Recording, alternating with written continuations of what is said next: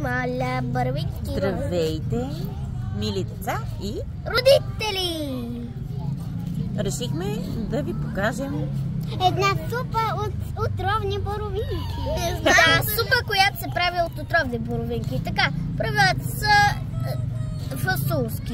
Не яще всички боровинки, може някои да са отровни. Да, и правилата са условни. така. Само взимате пръчки. И започвате да ги тъпчете и те стават на сок. След това в парка, ако има жълъд, взимате една шапка от жълъд. Това ще е инжекцията в играта. И прецелявате колко ветра е сок. Ето, например, това е 100. Я да видим. Да видим сока. И в докторската има един храст, който има много отровни боровинки. Елате тук в докторската градинка. За да си направите супа от отровни боровинки. Ако инжекцията има малко супа, значи не сте направили достатъчно. Но тази супа, нали, след като е от отровни боровинки, никой не трябва да я яде. Тази супа е толкова Нали? много, че даже трябва да сложите и као, за да стане още по-червено. Ние още не сме разчупи и трошите кестени. А най-накрая, според мен, може да направим от тази супа от отровни боровинки Може да я запазим в един картина върху камъка. Може да я запазим в един боровинките, някои са отровни.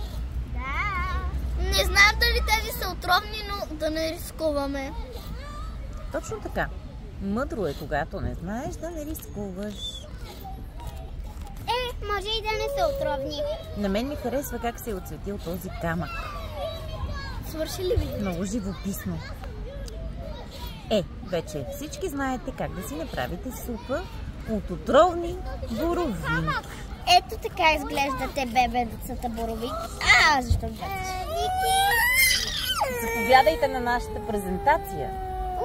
Как да си направите супа от отровни боровинки. Вики,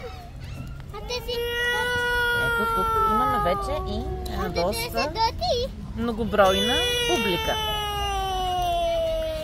Какво не?